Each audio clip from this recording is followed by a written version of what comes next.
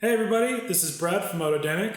Today I want to talk about how to install a single headlight conversion low on 2013 and up Triumph Street Triples. Let's check out the parts that come in the kit. So here you have two sets of fork rings, a set of headlight brackets, the cluster relocation mount, and the miscellaneous hardware. For this install, we're going to use the 7-inch round headlight that's been pre-wired for this bike. Let's go over the tools for the job. A couple of ratchets, an extension, 8mm socket, T20 Torx, T30 Torx, 4mm Allen included in the kit, a 5mm Allen, a 17mm wrench, preferably with a ratchet box end. Okay, let's get started with the installation. First things first, we need to remove the cluster back and the cluster itself. Removing the cluster back can be a little tricky. It takes a decent amount of force, but walking it back and forth releases it from the grommets. Now you need to unplug the gauge cluster by pulling back the rubber boot and releasing the tab on the bottom of the plug. Also unplug the headlight by pressing the tab on the harness side of the connector. Now you need to remove the T20 Torx from the back of the cluster.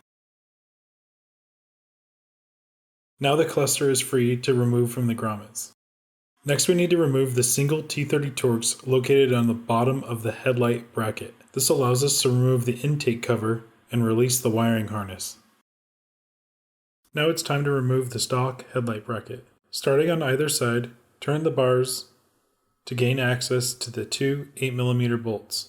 A word of caution, these bolts may be extremely tight, so be very careful when removing them as to not strip or break the heads. If you're finding it difficult to remove them, you may want to apply heat by using a soldering iron or heat gun.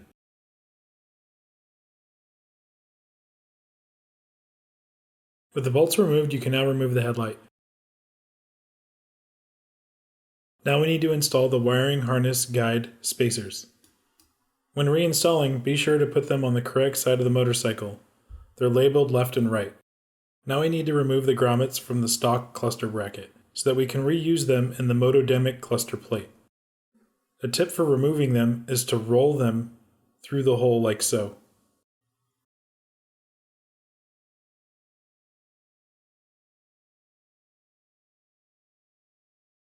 Reinstall those grommets into the MOTODEMIC cluster plate in a similar roll-in fashion, taking note of the small grommet on the bottom hole.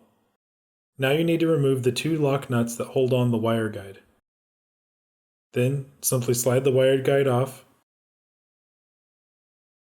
Now install the MOTODEMIC cluster plate into place. Install one of the spacers that comes in the hardware kit. Tighten down and repeat on the other side. To install the gauge cluster, simply plug in the harness until you hear a click. Then guide the cluster through the grommets and push into place. Reinstall the T20 Torx screw. Feed the excess wiring harness back into the frame. Now we are ready to install the fork rings. First, place the longer fork ring on the outside, followed by the shorter fork ring on the inside, then slide them together to interlock the back hinge. Repeat this on the upper fork ring, then install the bolts only finger tight. Next, we're going to install the headlight bracket. Make sure the longer arm is across the bottom. Install these bolts only finger tight, then adjust the upper fork ring to align with the light bracket.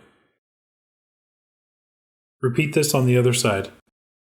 To make the light brackets even, simply slide them down the fork tube until it reaches the taper.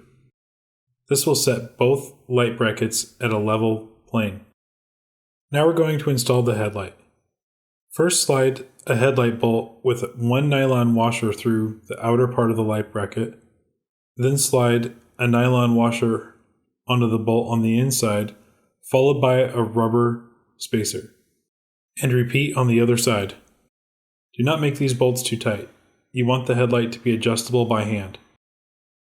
If you ordered a pre-wired headlight, simply plug it in and tuck the wires back. Now you can proceed to tighten all of the bolts for the fork rings and the headlight brackets. To adjust the headlight pattern, you can either tilt it up or down, or if you need to move the beam pattern left or right, adjust the Phillips head screw. Now turn on your ignition, start your bike up, and enjoy the results. Feel free to ask questions in the comments, and don't forget to like and subscribe.